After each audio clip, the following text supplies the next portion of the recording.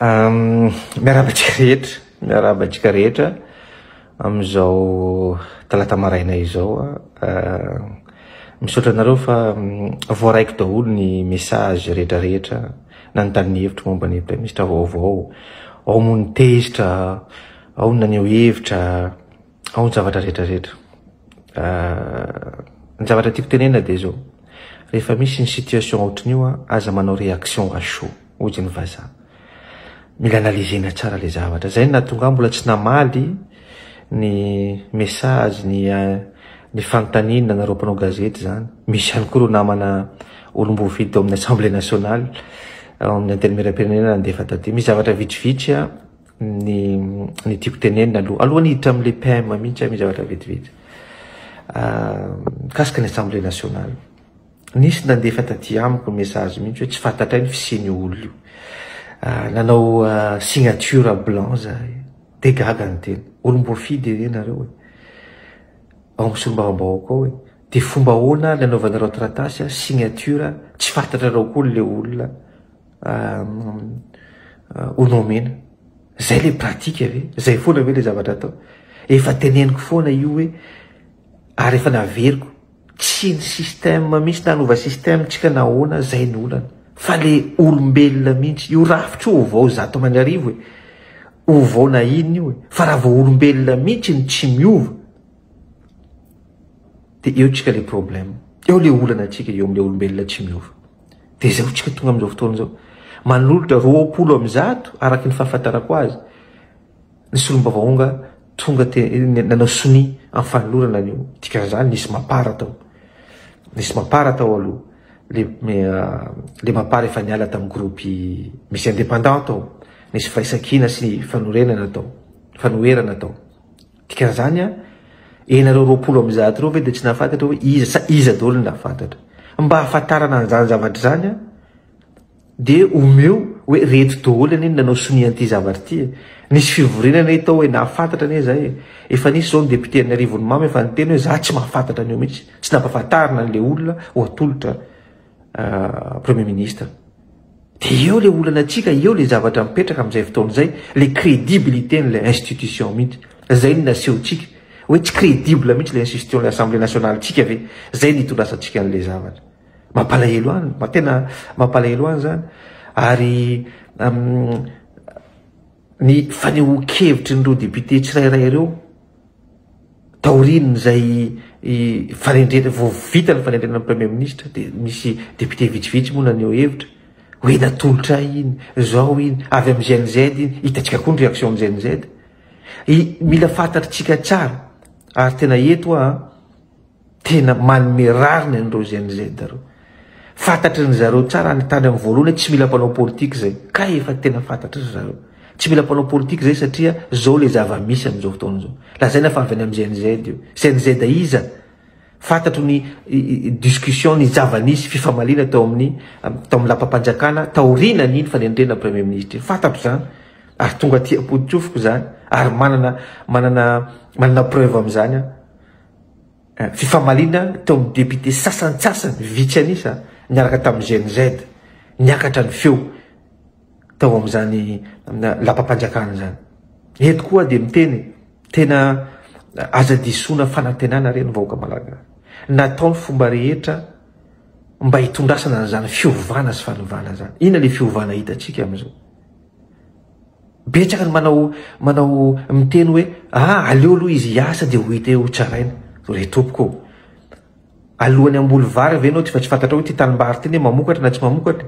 Sa tany maina be zao de hoe aleo aloha amboleny ty vary ty de ho hita eo ny vokany avy eo na androso izy na tsy androso. Sady very fotoana ianao mamboly an'le vary no le taninao koa kapakapainao mety ho very. Ohatr'izay koa ty zavatra ty ny gouvernement tsy andrakandrana hoe aleo aloha ho hita eo ao anatin'ny 2 volana telo volana efa misy fiovana. Ozy ny député anankiray tao amin'ny assemblée atao amin'ny lampa-panjakana tao raha niresaka tao amin'ny GNZ 3 volana io de efa misy fiovana. Satria io olo io mahafantatra ny momba ny économie rehetra eto Madagasikara sy ny karazana. Raha nahafantatra an'izany izy efa folo taona ane izy mitondra ny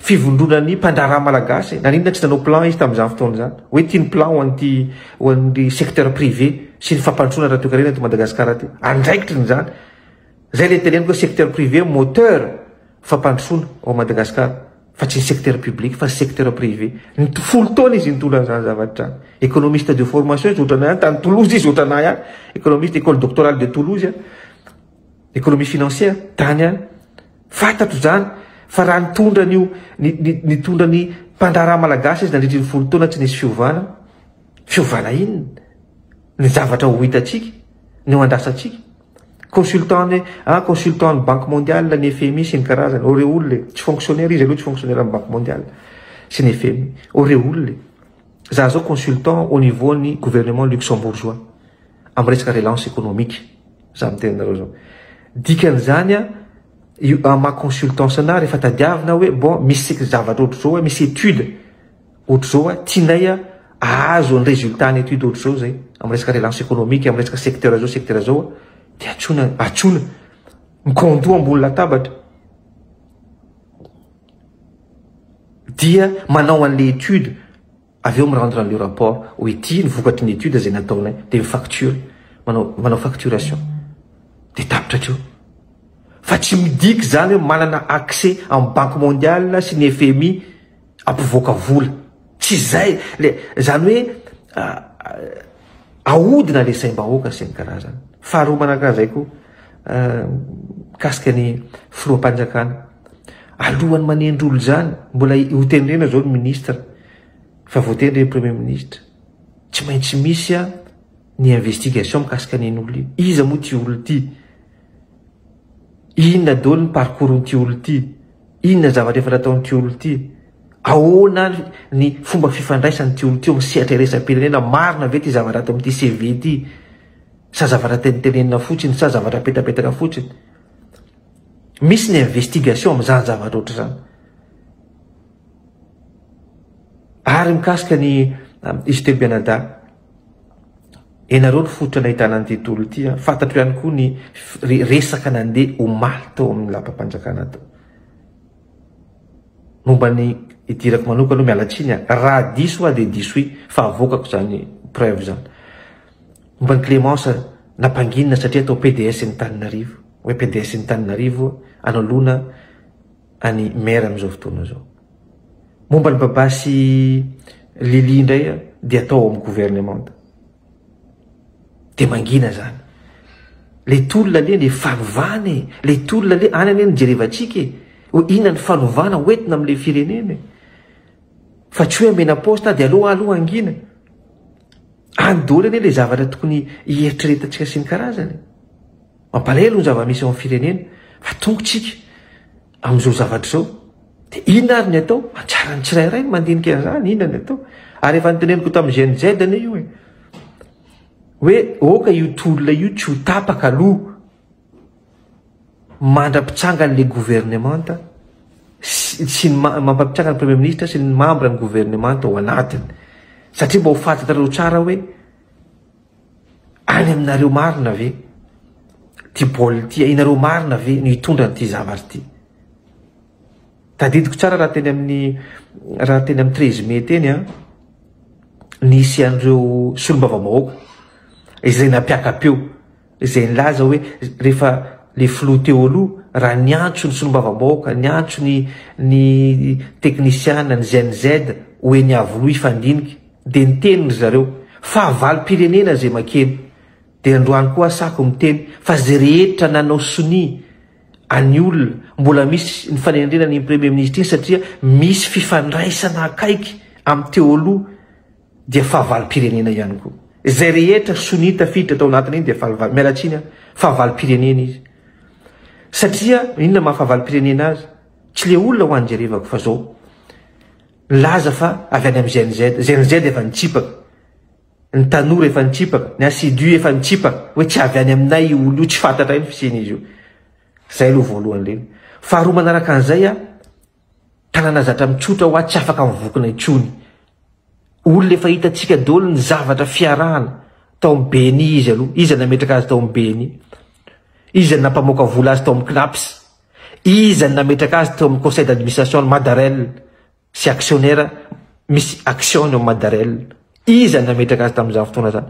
Tsy ny olona nesorontsika sy fongorotsika sy enjehana amin'izao fotoana zao, tsy ny olona nalefa ny fitondram-panjakana amin'izao fotoana zao chef de l'État ho an'ny Maurice ve anenjika an'ireo olo reo, anenjika ny fananana mba iverenandreo fananandreo Madagasikara. De reny olo reny no apetrakitsika eo fomba hoana ny anenjentsika ny olona miaraka amin'ireny olona zay enjentsika reny. Sarotra ihany zany, misy conflit d'intérêt ao anatin'le zavatra. Miangavy amin'ny fitondram-panjakana filoham-panjakana amin'izao fotoana zao mba tena anao investigation tsara, andinika ny tsara amin'izay gouvernement. Tsy fantatro moa ny ivoahan'ity gouvernement ty hoe iza indray no ao, ahoana indray no ao, surprise en surprise izy ty aloha, fa miangavy mba hisy investigation tsara ny olona ho tendrena hoe nanahoana ny passé an'ity olo ty, na tiatsika na tsy tiatsika. Tsy afaka hiteny mihitsy ny premier ministre amin'izao fotoana zao hoe anenjika ny tsy maty manota, anenjika n'ireo zavatra tsy nety eto amin'ny tsy impossible zany, satria raha manenjika an'izany izy manenjika ny tenany, tsy mino fa tsy tafiditra amin'izany io premier ministre amin'izao fotoana zao io, zay vao nitendreny io, tsy tafiditra amin'izava satria niaraka akaiky knampitsa fotsiny jerevako les justifications le 11 milliards namoahana volana ka any amin'ny commune urbaine Antananarivo de tsy ramboursena le vola iny fotsiny. Fomba hoana ny elana amin'izany fotoana zany, de anenjika an'izy izy amin'iny, anenjika ny tenany. Mampalahelo ny zava-misy fa dia zay ny fanehoan-kevitro aloha, mbola hanao émission amin'ny télévision sy radio vitsivitsy hiditra en détail, fa tsy manao réaction à chaud, zay nefa niteneniko, satria ny réaction à chaud dia induit an'le analyse en erreur. Fa anjaratsika tsiraray, anjarany izay efa nanomboka ny tolona no mahita hoe ho tohizany ve izy tia, satria mbola ao le raha tsamangaika ho efa veriko indray. Na efa roso aza ny lohany, le wagon mbola betsaka, ary io wagon io tsy aty ivelany ihany, fa manodidina rehetrarehetra na ao amin'ny fitondrana amin'izao efa misy. Reo wagon reo manodidina ny filoham-panjakana mba tsy hafahany mieritreritra. Manana fomba fijery vaovao io filoham-panjakana io, fa rehefa ianao didin'olona mba didin'olona ataontsika hoe tsy saine d'esprit, manahirana zany, de lasa voafatotra ao anao. Ka zay ngamba ny angatahako amin'ny filoham-panjakana amin'izao fotoana zao hoe anana ny atao hoe recul kely aloha, ajanono ty fandraisana olona betsaka, satria tsy manana recul anao, totoafana amin'io anao de zay atolotra anao hoe ty zao tena zao efa vita ny analyse ity, de zay no mandeha.